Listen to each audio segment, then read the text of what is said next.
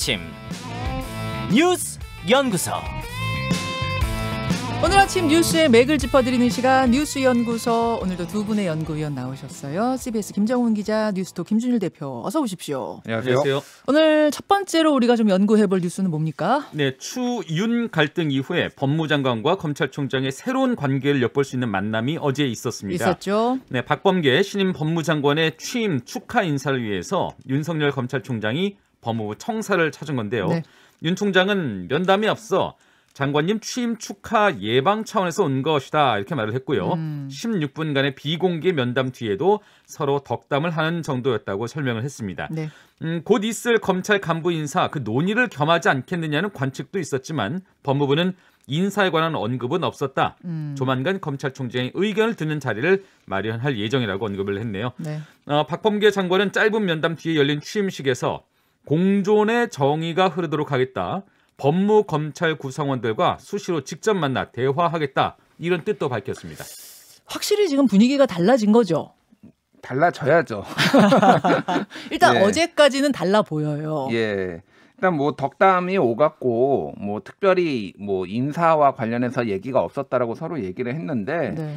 기본적으로 아직도 이제 입장이 다릅니다. 입장이 다르다라는 거는 어제 이제 법무부 장관이 취임식에서 열정과 헌신을 다해 법무부를 이끌어주신 추미애 전 장관님께 깊은 경의를 표한다. 제가 이어받아 국민의 검찰개혁 명령을 완수하려 한다라고 해서 검찰개혁을 하겠다라는 거를 명확히 했어요. 네네. 그리고 윤석열 총장은 어제 신임검사 신고식이 있었는데 수사 소추 과정에서 공정성 확보가 인권 검찰로 가는 지름길이다. 검사는 공익의 대표자로서 국민의 검사라는 생각을 잊지 말라. 이게 무슨 얘기냐면은 소위 말하는 살아있는 권력을 수사하라 뭐 이런 얘기를 한 건 아니지만은 사실 그 맥락으로 읽히는 거예요. 그러니까 공정성 절차 다 지키되 네. 할 수 있는 수사 다 하라. 국민의 검사라는 생각 잊지 말아라. 예, 그렇다라는 거는 결국은 앞으로도 이제 충돌할 가능성이 있는 거고 두 가지 지점이 있는 거죠. 하나는 이제 당장 있을 인사. 그렇죠. 앞으로 이제 검찰 고위급 인사인데 이제 이성윤 서울중앙지검장에 대한 교체. 왜냐하면 통솔력을 잃었다라고 지금 내부에서는 검찰 내부에서는 보고 있다는 거예요. 채널 A 사건에서 수사팀의 결재 요구를 묵살한다든지 뭐 밑에서 뭐 이렇게 좀 뭐 반발을 한다든지 뭐 여러 사건이 있었습니다. 네. 그런 것에 대해서 이제 교체 건의를 할 가능성이 높은데 지금 윤석열 총장이 이성윤 지검장 교체를 건의할 거라는 거는 거의 뭐 지금 기정사실로 받아들여지고 있는 거죠. 사실상 기정사실화되고 있고 예, 어제 그 얘기를 안 했다 뿐이지. 그렇죠. 그래서 기자들도 계속 그런 얘기 했느냐 받았느냐 이런 게 이제 질문이 박범계 장관한테도 물어보고 그랬어요. 예, 예. 그 외에 뭐 다른 뭐 심재철 검찰국장이라든지 뭐 이런 분들을 뭐 인사를 요청할 가능성이 문책성 인사를 요청할 가능성도 얘기가 나오고 있고. 그러면 핵심은 박범계 신임 장관이 그 요청을 받아들일 것이냐 안 받아들일 것이냐 이거네요. 그렇죠. 이제 검찰총장과 협의를 하겠다라고 공언을 한 상태인데 네. 그게 받아들여질지 안 받아들여질지가 둘 사이의 관계가 추윤 두 사람의 관계하고 얼마나 다를지를 이제 볼 수 있는 시금석이 될 거라는 거죠. 김정훈 기자. 네네. 사실 뭐 지금 이제 윤석열 총장이 대놓고 이성윤 지검장은 추미애 라인이니까 저 이번에 배제해 주세요. 그건 아니잖아요. 그건 네. 아니죠. 리더십을 잃었으니까 교체해야 된다. 이제 이렇게 얘기를 할 텐데 여기에 대해서 박범계 장관은 그럼 어떻게 이것을 받아들일 것인가? 아니면 아니다라고 거절할 것인가? 어떻게 보세요?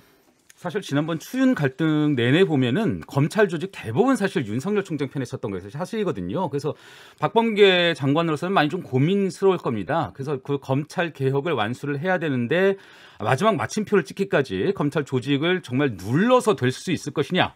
그게 아니라면 어떻게 좀 다독여가지고 다시 좀 검찰의 좀 지지를 또 확보를 해, 그 검찰 조직으로부터도 지지를 좀 확보할 것이냐. 이게 좀 고민스러운 지점이 있을 텐데요. 그 고민스러운 지점이 이제 인사에서 풀릴 텐데. 그렇죠.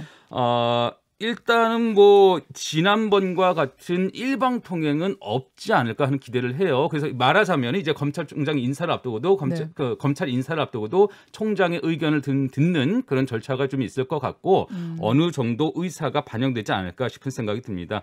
뭐 아시는 것처럼 피로감이 그 법무 검찰 갈등에 대한 국민적 피로감이 좀 워낙 큰 상태잖아요. 네, 예, 네. 그래서 그런 점에서는 어제 적극적인 소통을 강조한 박범계 장관의 메시지는 예. 평가할 만하다 이런 생각이 좀 들고요. 근데 한 가지 좀 어색함이 물론 없을 수는 없는데 어제 그 두 사람의 만남 장면이 법무부 사진으로 공개가 됐어요. 그러니까 네. 환담 자체는 비공개였는데 법무부가 두 사람이 만났다. 라는 것을 증명하듯이 사진 한 장을 공개를 했거든요. 근데 두 사람이 테이블에 앉아 있긴 한데 네. 마스크를 쓴 채로 서로 다른 방향을 어색하게 보고 있더라고요. 사진이면은 좀 어깨 동무하고 찍으시는.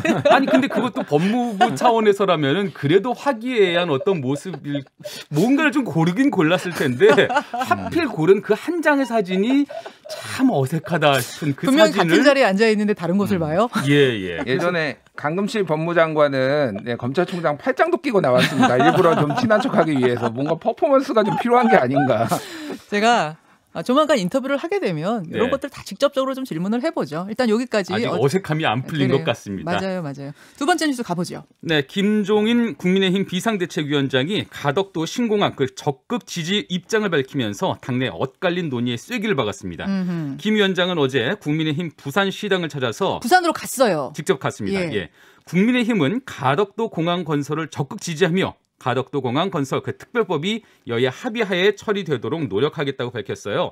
그동안 국민의힘 안에서는 가덕도 신공항 안을 두고 대구 경북 의원들 또 부산 경남 의원들 사이에 입장이 나뉘었었거든요. 대구에선 반대하니까. 예. 근데 결국은 보궐선거를 앞둔 그 부산의 민심을 따라서 가덕도 공항 건설 그 찬성으로 입장을 정리한 거죠. 이유가 있죠. 그렇습니다. 배경. 얼마 전까지 사실 부산에서는 국민의힘이 승리를 좀 장담하는 그런 분위기가 있었어요. 맞아요. 보궐선거에서. 네. 근데 최근 들어서 민주당의 추격이 만만치가 않다 이렇게 판단을 한 것 같습니다. 예. 그래서 일단 당내 논란부터 매듭 짓겠다 이런 의도인데 글쎄요. 당내에서 대구 경북 그 반대 기류부터 잦아들지는 좀 미지수네요. 김준일 대표. 예. 그러니까 부산 민심이 심상치 않다고 지금 김종인 위원장이 판단을 한 거죠. 그렇죠. 예, 지금 여러 지표로도 나오고 있고요. 최근에 어떤 기류상 네. 이게 쟁점 자체가 가덕도 신공항으로 지금 완전 부산시장은 지금 딱 박힌 상태거든요. 그렇다고 본다면 당론을 정하지 못한 이런 게 굉장히 선거 전에는 불리할 것이다라고 해서 정리를 했고 최근에 이현주 후보도 네. 서울에서 기자회견하면서 당이 좀 정리 좀 해달라 이 부분 네, 그렇게 요청도 하고 그래서 그 부분을 받아들인 거예요. 근데 여기에서 이제 소위 말해서 플러스 알파까지 나왔습니다. 한일 해저 터널을 뚫겠다. 가덕도 신공항은 물론이고 한일 간 해저 터널까지 뚫겠다라는 얘기를 어제 한 거예요. 예, 가덕도 신공항에서 이제 일본으로 일본 규슈까지 뚫는 거죠. 가는. 규슈까지 예. 가는 그거를 얘기를 해가지고 이게 생산 효과가 54조네 어쩌네 이제 이런 설명까지 있었어요. 근데 이제 저는 이제 눈여겨봤던 게 이거에 대해서 정치권의 반응이었는데 네. 어제 민주당에서 공식적으로 이거는 일본에 더 이익이 되는 것이 확실하다. 일본의 팽창적 외교 정책과 대륙 진출 야심에 이용될 수 있다. 친일 DNA가 발동됐다. 일본 퍼주기 망언이다. 4월 선거도 한일전이냐. 이런 얘기들이 막 쏟아졌어요. 일본 퍼주기다. 일본 퍼주기다. 그래서 한쪽에서는 지금 이적행위 얘기를 하면서 북한 퍼주기. 북한 퍼주기다라고 얘기를 하고 있고 한쪽에서는 일본 퍼주기. 국민의 절반은 빨갱이고 국민의 절반은 친일파로 지금 정치권이 만들고 있는데 이게 굉장히 한심해 보이고 민주당의 인식 자체가 이게 조선시대도 아니고 대륙 진출 교두보 지금 운운하는 게 아무리 선거가 급하다지만은 게다가 문재인 대통령은 지금 미래지향적 한일 관계 얘기를 하면서 일본하고 관계 개선하려고 하고 있고 네. 왜냐면은 대북 문제를 풀기 위해서는 이제 바이든 행정부가 다자 외교하겠다 그래서 일본, 한국 다 중요하다 지금 전통적 동맹하고 같이 가야 되거든요. 네. 유라시아 철도 놓이지도 않았는데 지금 유라시아 철도를 지금 얘기를 하면서 이게 일본에서 시작되면 안 된다라는 거는 북한의 철도가 낮아야 될 거 아닙니까? 그럼 북한 문제를 풀어야 되는데 지금 민주당이 지금 좀 선거가 아무리 급하다지만 막 던진다 얘기를 그런 거를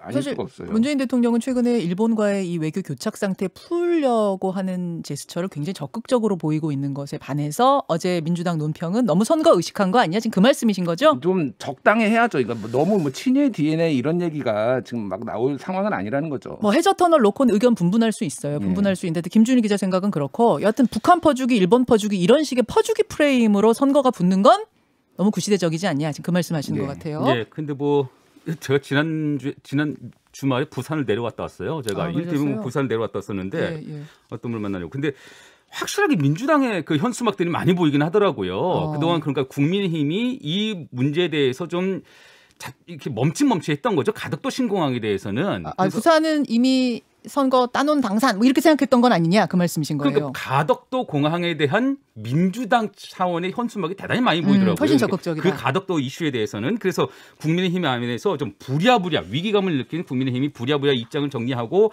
가덕도에 갑자기 힘을 모아준 게 아닌가 싶은 생각이 좀 드는데 네.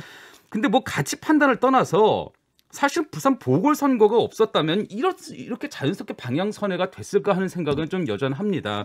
뭐 아시는 것처럼 사업 타당성에서 김해공항 확장이나 밀양 그 신공항보다 가덕도 공항이 밀린다는 평가가 나온 게 불과 2016년이었거든요. 네, 네. 뭐 불과 얼마 전이었는데 그 사이에 무엇이 좀 달라졌을까 싶은 생각이 드는데 어쨌든 뭐 선거는 선거네요.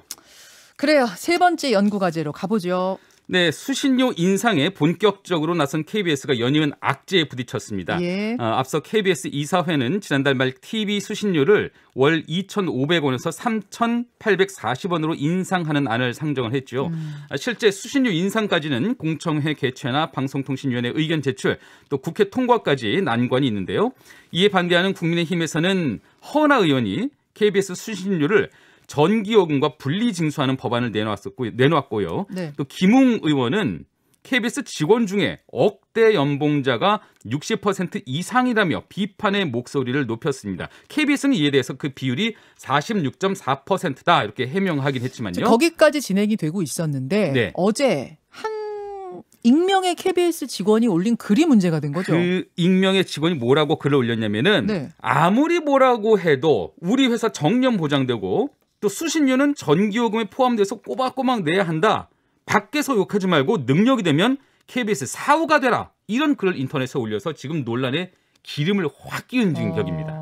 그러니까 조금 더 쉽게 말하자면은 샘나면 부러우면 당신도 취직해. 들어오던가. 이런 식으로 이제 인식이 되면서 어제 엄청나게 논란이 됐어요. 예. 근데 이 사람이 KBS 직원은 확실해요? 그렇게 확인되고 있습니다. 인증을 스스로 한 거예요? 네. 참. 그래서 KBS 차원에서도 송구하다 이런 입장을 좀 사과문이 있고요. 남았죠. 네. KBS 사측에서. 김준우 기자. 뭐 그 축구에서 답답하면 네가 뛰든가 뭐 약간 그런 게 생각이 났는데요. 예. 그거랑은 또 좀 달라요. 또 다르죠. 예. 좀 더해요. 근데 일단 이거 KBS의 문제는 그겁니다. 사실은 억대 연봉이 많다. 이거는 너무 이제 단편적인 거예요. 왜냐하면은 예전에 86년 아시안 게임, 88년 올림픽 때 엄청 뽑았습니다. 근데 그분들이 지금 다 이제 정년 퇴임을 앞두고 있어서 더 큰 문제는 KBS의 절반이 25년 차 이상 직원이라는 거예요. 이게 그러니까 KBS에서 이게 연봉 1억 원이 이제 세전일 거예요. 아마 세전일 건데 네. 1억 원이 넘으려면 한 25년 이상 돼야 되거든요. 직원 절반이 25년 이상이다. 그러니까 예전에 인력이 많이 필요할 때 많이 뽑았던 그 인력들이 이제 고령화가 된 거군요. 그래서 연봉자가 뭐 많다 이런 거 억대 연봉자 많은 것보다 얼마나 효율적으로 인력을 운용하는가가 문제고 또 하나는 이제 얼마나 수신료 인상의 당위성을 KBS가 인상했는지 30년 동안 지금 인상을 못했는데 네. 정치적 중립성, 공영성 이런 것들 계속 발목을 잡았거든요. 지금은 그것들이 인상의 어떤 당위성이 있다고 하더라도 그게 입증이 됐는지 여부를 KBS가 스스로 증명해야 될 상황입니다. KBS가 수신료 인상의 당위성을 스스로 입증해야 될 때다. 예. 그 말씀이에요. 국민들이 자발적으로라도 야! 더 올려줘야 돼 이런 이야기가 나오겠죠. BBC라면은 저는 지갑을 잘 열겠습니다. 근데 돈 올린다 그러면은 아마 좋아할 국민들은 없을 것 같긴 한데 어떻게 생각하세요, 김정은 기자? 뭐 닭이 먼저냐 달걀이 먼저냐겠죠. 네. 뭐 좋은 컨텐츠가 있으니까 수신료를 올려받을 수가 있는 건지 아니면 수신료를 올려야 올려받으면 또 좋은 컨텐츠가 프로그램이 있을지. 나오는지 국민들도 한번 좀 생각을 해보셨으면 좋겠습니다. 의견 주십시오. 수고하셨습니다. 감사합니다. 김현정의 뉴스쇼는 청취자 여러분의 참여로 이루어집니다. 트위터, 페이스북, 레인보우 게시판, 그리고 단문 50원, 장문 100원의 유료 문자 샵 1212, 우물정 1212 통해 참여하실 수 있습니다. 김현정의 뉴스쇼, 여러분과 함께 만듭니다.